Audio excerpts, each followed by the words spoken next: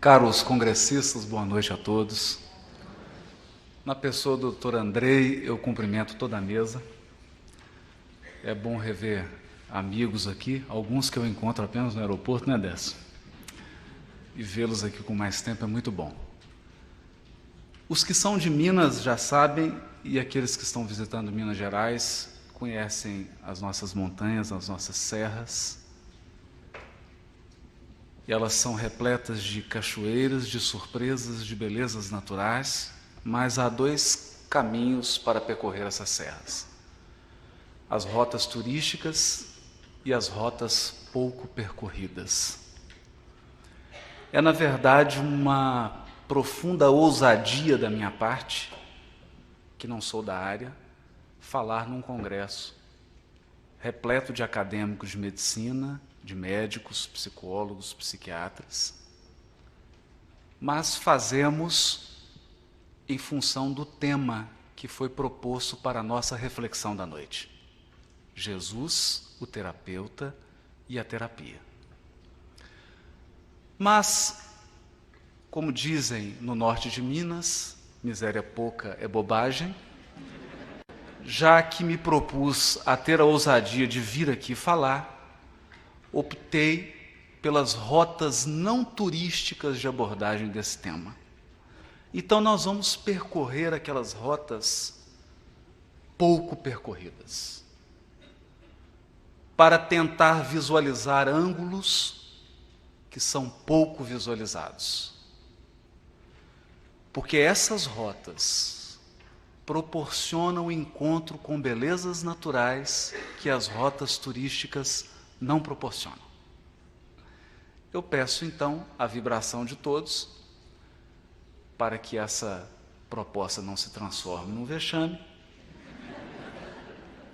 pedindo o amparo e a vibração de todos para que a gente consiga chegar ao final, apreciando a riqueza desse tema, que foi, de uma forma muito feliz, escolhido pela organização do 6º Congresso. O final do século XIX, início do século XX, assiste a dois fenômenos espetaculares. De um lado, a espiritualidade superior cuida de uma semente divina, que é a semente do Consolador prometido. Todos sabemos, 1857, com a publicação de O Livro dos Espíritos, nasce um novo paradigma humano. Um novo paradigma humano. Uma nova forma de se encarar ciência, filosofia e religiosidade. Mas, com o nascimento do Espiritismo, enquanto codificação, enquanto sistematização dos fenômenos que são mais antigos que a humanidade, nós temos um trabalho ainda preparatório. Era necessário que a humanidade avançasse do ponto de vista da técnica, do ponto de vista da tecnologia. E o final do século XIX, início do século XX, a humanidade assiste a um avanço avassalador do conhecimento científico e da reflexão filosófica, paralelo a movimentos religiosos de transformação e de renovação. Em função do grande avanço tecnológico, a ciência começa a se especializar cada vez mais. E nós assistimos a uma profunda transformação dos paradigmas. Uma nova forma de encarar os fenômenos da natureza é proposta para a humanidade. E passa a ser a grande vedete da vez, a ciência e as suas peripécias tecnológicas. Nunca antes o corpo humano havia sido explorado com tanta profundidade, com tanta competência. Uma pleiade de espíritos reencarna, para levar adiante esse trabalho de pesquisa na física, na biologia, na psiquiatria, na psicologia, etc, etc, etc. No entanto, com os monstros da Primeira Guerra Mundial e da Segunda Guerra Mundial, a humanidade como que entra em pausa. Entra em pausa porque as nações super civilizadas, as nações que detinham o maior patrimônio tecnológico, as nações que ditavam o rumo epistemológico, que davam as cartas do conhecimento, as nações que diziam o que deve e o que não deve ser pesquisado, o que tem o status de ciência e o que não tem o status de ciência. Essas nações super civilizadas dão mostras da mais alta barbaridade com a Primeira e a Segunda Guerra Mundial. O ser humano é reduzido a condições subhumanas de violência, de ódio, de crueldade. Intelectuais, cientistas, filósofos, poetas, estarrecidos, começam a questionar o avanço unilateral da ciência, dos seus paradigmas e a aplicação da tecnologia, que se tornou refém de ideologias políticas e econômicas. É nesse contexto que nós temos um livro extraordinário de Thomas Kuhn, chamado A Estrutura das Revoluções Científicas. Eu não vou falar sobre esse livro, fiquem tranquilos. Mas nesse livro ele vai dizer que a ciência avança de um paradigma a outro. E a partir desses dois grandes fenômenos da nossa civilização ocidental, Primeira e Segunda Guerra Mundial, dois paradigmas claros se esboçam na nossa sociedade. Um dominante das nossas instituições, dominante das nossas academias, das nossas universidades e das nossas instituições políticas e sociais, que é o paradigma materialista. As instituições da justiça são instituições fundadas no paradigma materialista. As instituições da academia estão baseadas no paradigma materialista. Não obstante todo o avanço e toda a mudança epistemológica, todo o questionamento da legitimidade do nosso conhecimento e das finalidades do nosso conhecimento, é ainda o paradigma materialista que domina, e eu acredito ser desnecessário alongar sobre isso. Paralelamente a esse fenômeno, nós temos visto o fortalecimento de um paradigma que se opõe ao paradigma materialista, que é o paradigma espiritualista, ou da espiritualidade. Esse paradigma olha para os mesmos fenômenos, ele examina os mesmos fatos. Esse paradigma também conta com pesquisadores ilustres, também conta com filósofos ilustres, escritores, poetas, intelectuais, mas enxerga os fenômenos de um ângulo completamente diferente. Porque não procura reduzir a riqueza do ser humano ao seu veículo de manifestação corporal. O ser humano é visto de uma perspectiva mais ampla. Quer se queira admitir, quer não se queira admitir, o paradigma espiritualista tem avançado célere em todos os ramos do conhecimento. Em todos os ramos do conhecimento. Recentemente, nós deparamos com o ilustre Boaventura de Souza Santos, da Universidade de Coimbra, epistemólogo e sociólogo, que já propõe outros caminhos para se pensar o conhecimento, para se pensar a ciência, os seus resultados e a aplicação da tecnologia. E nós dissemos tudo isso aqui, apenas como uma introdução para o tema que vamos refletir nessa noite. Antes do Espiritismo, antes do paradigma espírita, que é um paradigma complexo, porque ele é tríplice.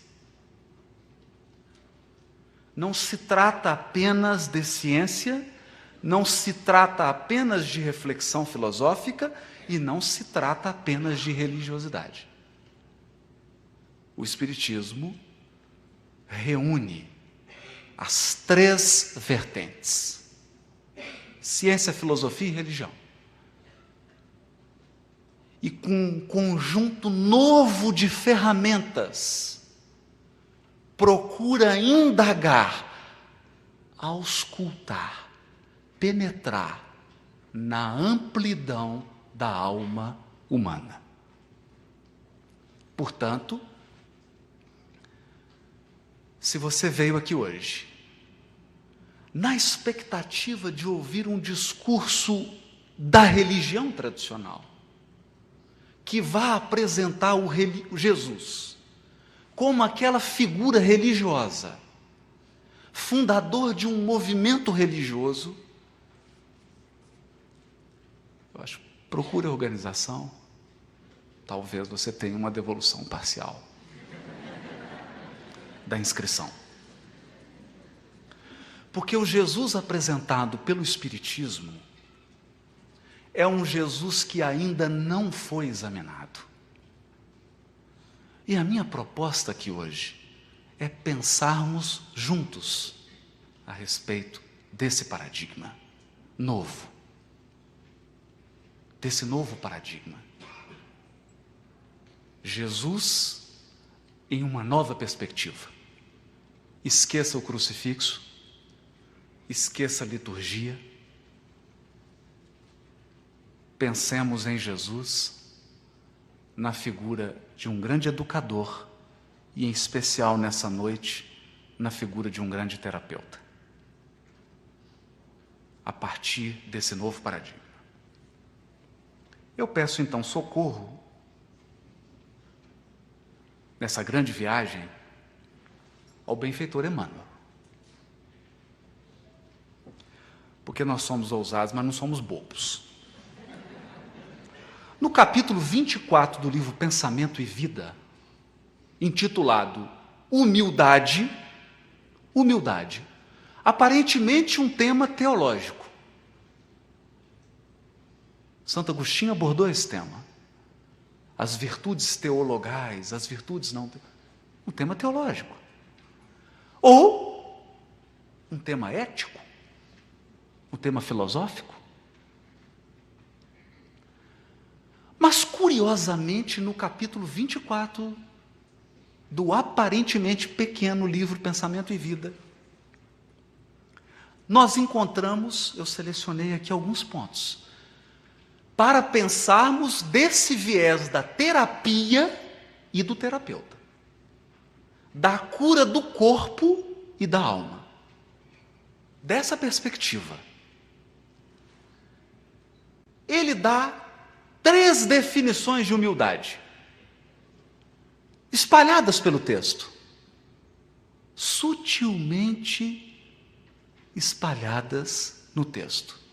A primeira delas, humildade é o reconhecimento de nossa pequenez diante do universo. Reconhecimento de nossa pequenez diante do universo. Reflexão que só é possível agora, a partir do século XX e do século XXI, em que nós sabemos que somente na Via Láctea há mais de 100 bilhões de sóis. Porque esse tipo de reflexão não era possível no século XVI, por exemplo,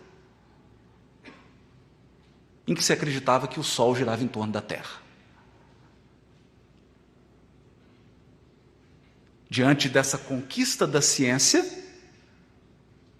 nós podemos dizer e podemos concordar com essa proposta do benfeitor, de que a humildade é o reconhecimento da nossa pequenez diante do assombrosamente infinito universo. Mas ele dá outra definição. Ele diz que humildade é o atributo de Deus no reino do eu. Como? Atributo de Deus no reino do eu. No centro de cada individualidade encarnada e desencarnada, há um conjunto de atributos, um conjunto de qualidades. Nós vamos falar sobre isso. Uma delas é a humildade. E ele diz assim, ainda, que a humildade é liberdade interior que apoia a permanente renovação para o bem. Liberdade interior que apoia, que sustenta a permanente renovação. Porque só se renova quem acredita que precisa melhorar. Quem se crê perfeito não está aberto à melhoria. E quando ele diz de liberdade interior, nós lembramos do célebre diálogo da esposa com Sócrates. Ela vem chorando até a cadeia, onde ele estava preso, às vésperas de ser obrigada a tomar a cicuta, e ela diz para ele assim, mas você está preso. Não, eu estou livre. Os que me prenderam estão presos. Ele fala, mas você vai morrer. Ele fala, todos vão. Você vai morrer injustamente. Ele fala, você queria que fosse justamente? O que nos leva a pensar, quem estava preso? Quem estava preso? Sócrates? Não creio.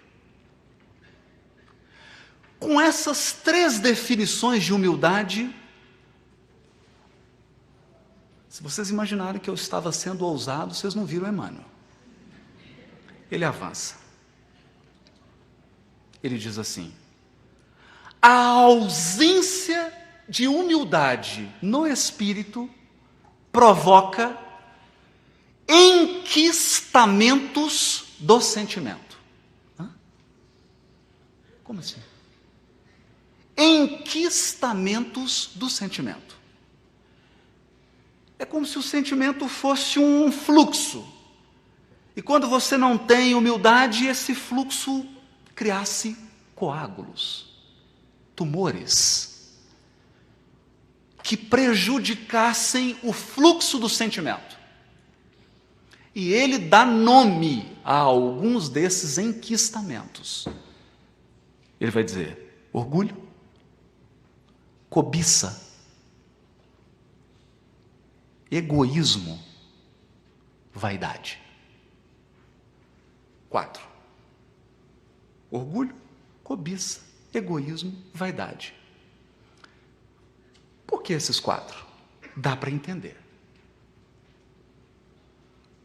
O que ele está sugerindo é que a falta de humildade leva à egolatria. O culto exagerado e doentio do ego. Exagerado e doentio. Aquilo que sai do limite, que extrapola o razoável. E que transforma a personalidade em um castelo. E esse encastelamento, essa egolatria, leva a criatura ao orgulho e vaidade, cobiça e egoísmo. Eu sou o melhor, tudo para mim. Eu sou o melhor, tudo para mim. Isso é um enquistamento. É como um fluxo de água que fosse interrompido, cria-se uma poça d'água E essa poça d'água, em razão da paralisação, da interrupção do fluxo, ela começa a gerar apodrecimento, etc, etc, etc. Aquilo vira um tumor. Eu não vou entrar em detalhes técnicos, porque aí já seria ousadia demais. Num congresso médico, eu que sou da área jurídica. Ele vai dizer que esses enquistamentos levam a um espírito de posse exclusivista. Espírito de posse exclusivista. Eu experimentei isso hoje, nas 3 horas que eu fiquei no trânsito para chegar aqui. Cada motorista quer as 3 pistas para ele. Só que tem 20 mil veículos. A ausência de humildade gera um enquistamento e gera esse espírito de posse exclusivista. E aí diz Emmanuel, a individualidade se transforma numa cidadela de ilusão. Cidadela de ilusão. Porque eu me imagino melhor e com mais direitos do que todos os outros seres do universo. Parece tolo, mas é realidade. Essa cidadela de ilusão gera desespero. É claro. Porque esse espírito de posse exclusivista não será satisfeito. Você quer as 3 pistas para você, mas você não terá. Você quer tudo para você, mas você não terá. E isso gera desespero interno. Gera também, eu estou só citando Emmanuel. Eu não tenho nada a ver com isso. Eu estou só apenas citando. Gera ciúme. Gera despeito. Despeito, porque eu passo a comparar. Eu quero tudo para mim. Então eu passo a ver quem tem mais do que eu tenho. Porque quem tem mais do que eu tenho está no meio do caminho entre eu e os meus objetivos. É muito lógico. É lógico. É bastante lógico. Gera intemperança. Eu passo a ficar nervoso. Porque a frustração que isso gera, a minha necessidade de controlar pessoas e circunstâncias, ela não é satisfeita. E eu passo a ficar nervoso. Aí diz Emmanuel, isso gera uma tensão psíquica. Tensão psíquica. É como se fosse... Vocês me ajudam, tá? Qualquer coisa. Estresse muscular, né? Fica tudo endurecido. Só que não é muscular. É psíquico. Você fica tenso psiquicamente falando. Agora aqui, o assunto fica interessante. Diz ele. Essa tensão psíquica é a causa, é a gênese de uma série de síndromes orgânicas.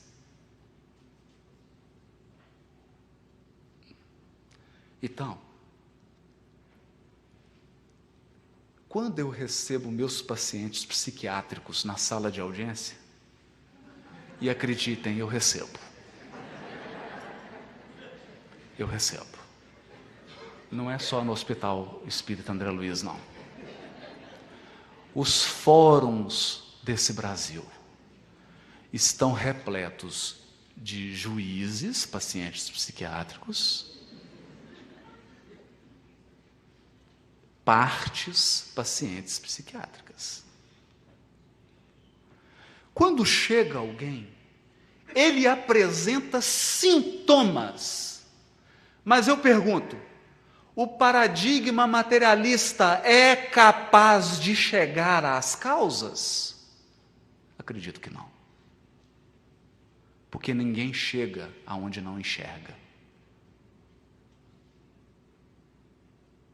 E ninguém chega aonde não quer chegar.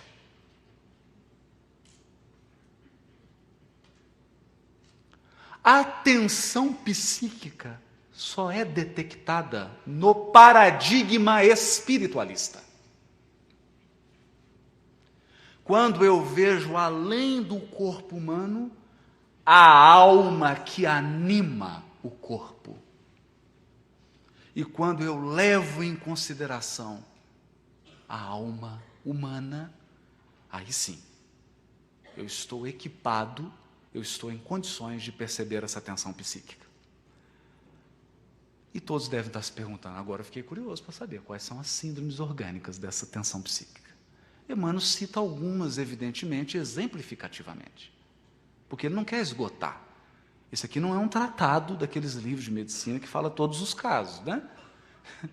Não está querendo esgotar, está apenas exemplificando. Ele cita algumas, por exemplo, depressão nervosa. Alguém que apresenta depressão, aí você pergunta, e qual que é a causa dessa depressão? E o amigo espiritual fala assim, falta de humildade.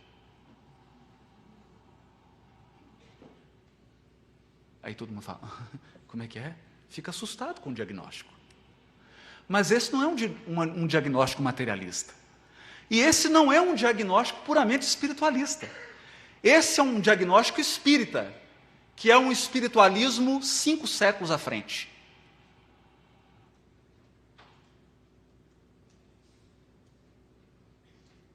Então esse diagnóstico é arrojado mesmo.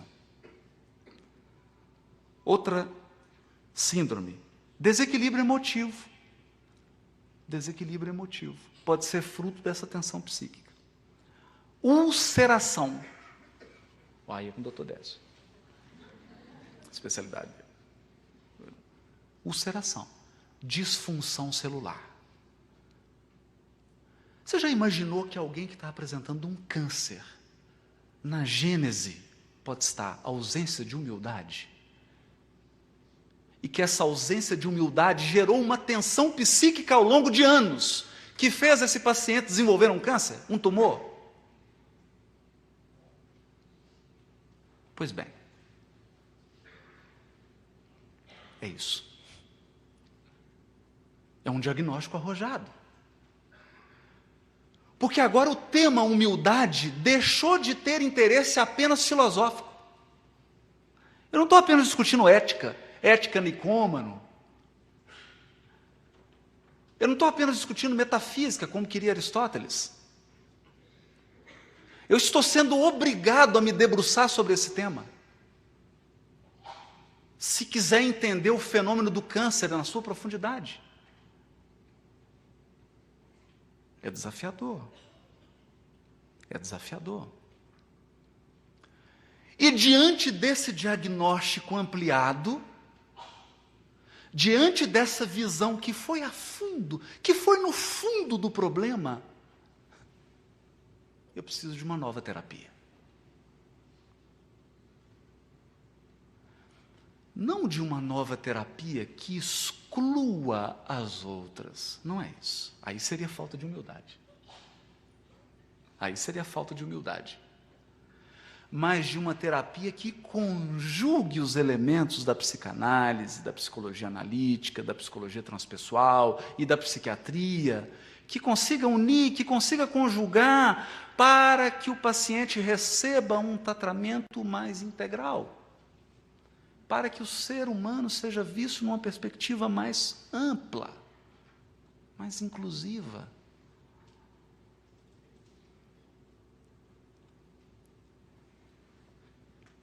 E o terapeuta que eu vou apresentar hoje é Jesus. Alguém pode arregalar os olhos. Se eu achei que ele era líder religioso, achou mal. Achou mal. Nós demoramos 1857 anos para começar a entender Jesus, com a questão 625 do Livro dos Espíritos. É muita transformação. Pois bem, vamos entender esse terapeuta e essa terapia. Claro, nos contornos gerais. Porque estamos longe ainda de devassar as sutilezas da terapia de Jesus. Pelo menos pessoalmente. Nos evangelhos estão narrados em torno de 26 curas. 26 curas. E nós podemos ter uma impressão de que Jesus estava curando corpos. Pode dar a sensação de que ele estava apenas expulsando espíritos obsessores e curando corpos. Mas a questão é mais profunda. Pode até ser que o problema que se apresentava, a síndrome orgânica, fosse real. Mas o terapeuta que nós estamos falando lidava nas causas profundas. Ele penetrava no âmago da alma humana. No âmago da alma humana. E mesmo antes dele exercer a sua terapia da alma, ele estabeleceu roteiros. E aí Emmanuel, que eu diria, o próprio Emmanuel chama de profilaxia. Né? Profilaxia. E Emmanuel vai citar 2 elementos da profilaxia de Jesus. Primeiro elemento, a manjedoura. Segundo elemento, a cruz. Puxa, mas eu achei que ia ficar livre da cruz. Você está trazendo a cruz de novo? Ele diz assim, na manjedoura, Jesus nos deixa 2 lições. Avançar para frente sem prender-se.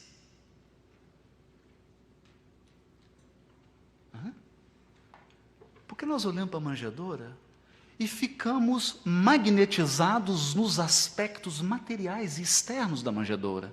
Olhei uma manjedoura simples, tinha uma vaquinha, tinha um boi, tinha um burrinho. Esses são os elementos exteriores. É preciso penetrar no âmago da manjedoura. O que o benfeitor está propondo é que a primeira lição da manjedoura é avançar para frente sem prender-se. Jesus era o governador espiritual do orbe e começou numa manjedoura para nos dizer o seguinte: você pode avançar de qualquer lugar. Porque não importa de onde você parte, importa para onde você está indo. Não importa de onde você começou, importa onde você vai chegar. Então a manjedoura é lição mais profunda? É lição mais profunda? É lição de que qualquer um pode começar. Não importa a tua origem. Não importa o que você tem agora. Não importa a tua condição atual. Você pode começar. E mais, você pode chegar. É possível atingir os objetivos. Por quê? Porque é possível avançar sem prender-se. E nós só deixamos de avançar quando ficamos escravizados às conquistas atuais. Mas tem uma segunda lição. Projetar o melhor de si mesmo sobre os caminhos do mundo. Diz Emmanuel que a lição da manjedoura é de que nós devemos projetar o melhor de nós sobre os caminhos do mundo. Jesus escolheu os mínimos recursos da manjedoura para mostrar que, no fundo, o sucesso da caminhada evolutiva só depende dos elementos que você traz dentro de si. Só depende dos potenciais que você carrega no íntimo e que você precisa projetar. Nós vamos falar mais sobre isso um pouquinho, senão o Andrei puxa meu olho. E a cruz? O que a cruz ensina? Diz Emmanuel. Ensina a olvidar todo o mal.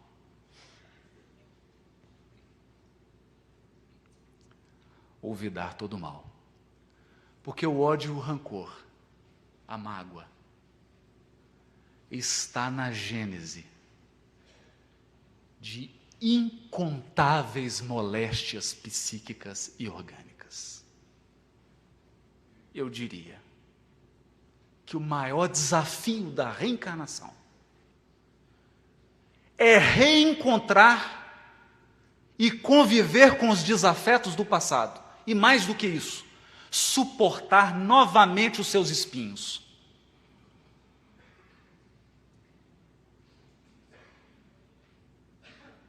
Reencontrar os desafetos e suportar mais uma vez o seu veneno. Se você não for capaz de olvidar todo o mal, você vai morrer. Espiritualmente falando. Vai desenvolver um câncer, vai desenvolver N doenças psíquicas e orgânicas. Olvidar todo o mal. E a outra lição: recomeçar alegremente a tarefa do amor a cada dia. Recomeçar alegremente a tarefa do amor a cada dia. Quando Jesus aparece para Madalena, está todo mundo preocupado. Cadê a marca do prego? Todos estavam fixados na cruz. E Jesus ensinando que era preciso recomeçar, esquecer a cruz e viver agora a vida nova, a vida espiritual, a alegria que triunfa sobre a provação, a alegria que triunfa sobre a expiação, o amor que triunfa sobre o mal. Olvidar o mal e recomeçar. Recomeçar. Quando nós somos crianças, nós recomeçamos bem. Você é pequenininho, você cai, bate o rosto no chão, machuca o nariz, sai sangue. O que você faz? Chora. Mamãe, papai ajuda. Daqui 2 minutos, o que você está fazendo? Tentando andar de novo. Até que a gente se torna adulto. E aí você toma um tombo, não quer andar mais. Porque perdemos a capacidade de recomeçar alegremente a tarefa do amor a cada dia, que é a lição da cruz. É essa a lição da cruz. É nesse sentido que a cruz é terapia. Não é porque nós estamos cultuando o sofrimento, mas é porque amar dói. Ser bom dói. E ninguém falou que não ia doer. Não há propaganda enganosa aqui. Pois bem, diante dessas duas profilaxias, e eu estou tratando apenas do tema humildade, eu estou apenas no capítulo 24 do livro Pensamento e Vida. Um mal, ausência de humildade, e um conjunto de sintomas. Duas profilaxias na própria vida do guia e modelo da humanidade. Mas, infelizmente, como diz um grande amigo, nós temos o hábito de pegar uma banana bonita, sabe aquela banana prata, doce, bonita, nós descascamos ela, comemos a casca e jogamos a banana fora. As pessoas se aproximam de Jesus e ficam apenas com o símbolo religioso. E a grandeza de Jesus elas jogam fora. Os aspectos mais relevantes da exemplificação de Jesus, nós descartamos. Quando Mahatma Gandhi estava em Londres, num congresso teológico, uma pessoa muito mal educada, muito grosseira, perguntou para ele: Gandhi, o que é preciso fazer para que o cristianismo se alastre na Índia? Que falta de sensibilidade, né? Estava falando com um indiano e com um hindu. Ele disse, mas ele ele tinha aprendido a olvidar todo o mal. O Gandhi aprendeu a recomeçar alegremente a tarefa do amor a cada dia. Ele já tinha conquistado os tesouros da humildade. Aí ele falou assim, olha, precisa de duas coisas. E os teólogos ficaram assustados. Precisa de duas coisas para vocês terem uma maior divulgação do cristianismo na Índia. Primeira, o cristianismo precisa ser ensinado sem deturpações. E o teólogo pediu água. Segundo, os cristãos precisam viver como Jesus. Eles falaram, vamos passar para outro país. Pois bem, há uma passagem do Evangelho em que Jesus atua como terapeuta. Embora a gente se prenda nos elementos circunstanciais da passagem. Porque quando se fala em humildade, nós estamos pensando o seguinte, se a pessoa está usando a havaiana, ela é simples. Você não viu o preço agora da havaiana. Se a pessoa está com blazer, está trajada de uma forma adequada, não é humilde. Como se nós pudéssemos medir o que vai no fundo da alma pela veste. Você pode ter uma pessoa dirigindo uma Mercedes C350, muito mais humilde do que um que está dirigindo um Fusca 67.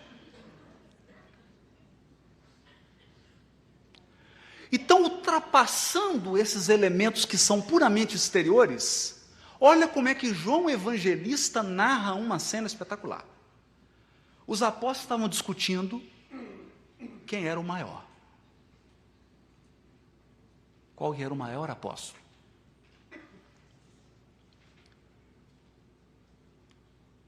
E João, capítulo 13, versículo 3 a 5. Eu vou ler pausadamente. Olha como é que João descreve a cena. Sabendo que o Pai lhe deu todas as coisas na mão, está falando de Jesus, e que ele viera de Deus e partia para Deus. Então nós não estamos falando de alguém que é humilde por engano, que é humilde por sorte, não. Não basta colocar a chinela havaiana, uma camisa rasgada e achar que é humilde. João está falando que Jesus, sabendo que Deus deu a ele o comando da terra, que ele viera das esferas divinas e que ele estava voltando para lá. Então nós estamos falando de alguém consciente da sua grandeza.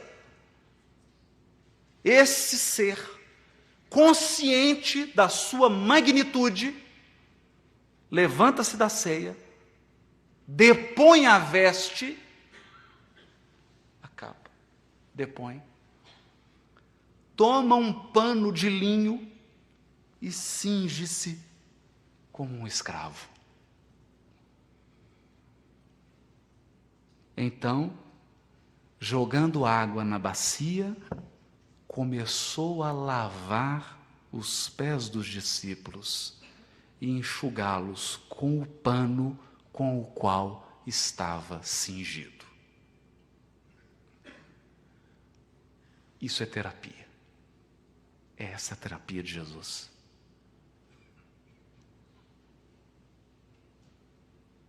É essa a terapia.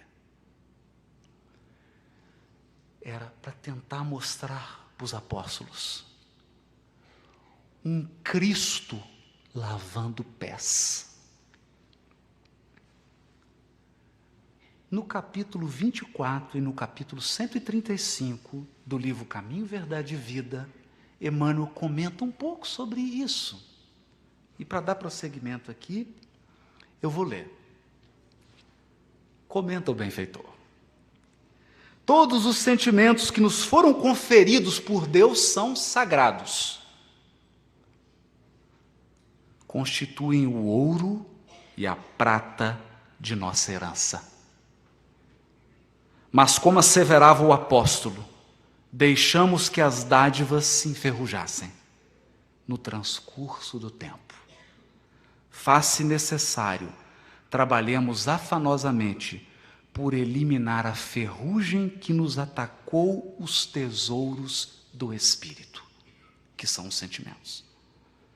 Para isso, é indispensável compreendamos no Evangelho a história da renúncia perfeita e do perdão sem obstáculos, a fim de que estejamos caminhando verdadeiramente ao encontro do Cristo. Para que o homem se enriqueça, deve adquirir o ouro provado no fogo, fortuna essa que procede das mãos generosas do Altíssimo. Somente essa riqueza espiritual, adquirida nas situações de trabalho árduo, de profunda compreensão, de vitória sobre si mesmo, de esforço incessante, conferirá ao espírito a posição de ascendência legítima, de bem-estar permanente, além das transformações impostas pelo sepulcro, e apenas levará a efeito tão elevada conquista após entregar-se totalmente ao Pai para a grandeza do divino serviço.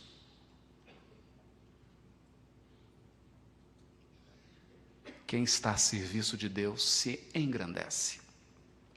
E por fim, para que a gente conclua o nosso passeio e colha talvez a flor mais rara desse passeio, para mostrar que Jesus não curava apenas corpos, nós temos a passagem de Lucas, capítulo 8, versículo 45 a 48. A cura da mulher hemorroíça. Eu não vou entrar nos detalhes da cura, para a tranquilidade do Andrei, que está no controle do horário, né, Andrei?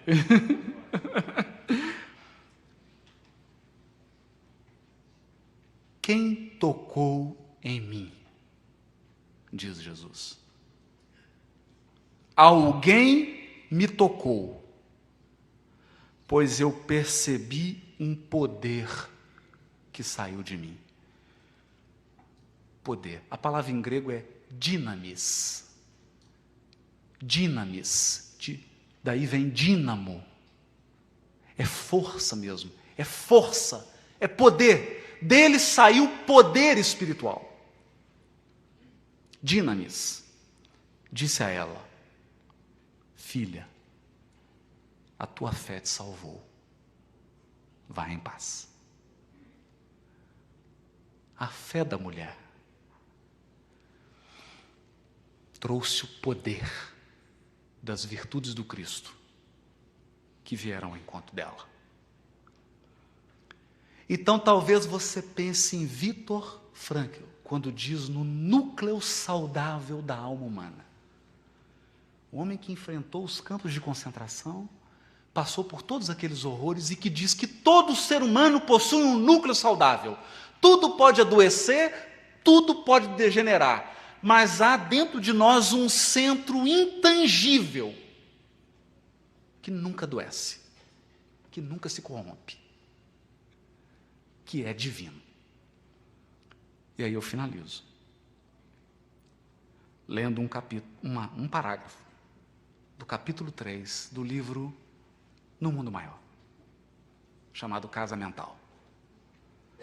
No sistema nervoso temos o cérebro inicial, repositório dos movimentos instintivos e sede das atividades subconscientes. Figuremo-lo como sendo o porão da individualidade, onde arquivamos todas as experiências e registramos os menores fatos da vida. Na região do córtex motor, zona intermediária entre os lobos frontais e os nervos, temos o cérebro desenvolvido, consubstanciando as energias motoras de que se serve a nossa mente para as manifestações imprescindíveis no atual momento evolutivo do nosso modo de ser. Nos planos dos lobos frontais jazem materiais de ordem sublime que conquistaremos gradualmente no esforço de ascensão. Materiais de ordem sublime que conquistaremos gradualmente no esforço de ascensão, representando a parte mais nobre de nosso organismo divino em evolução. O nosso terapeuta, o nosso guia e modelo, quando nos enxerga, quando nos olha, vê a semente divina que dorme em nós. E a terapia de Jesus, a terapia do Evangelho, não é liturgia, não é cerimônia religiosa. A terapia do Evangelho, à luz da doutrina espírita, é acordar em nós o anjo que dorme. Muito obrigado.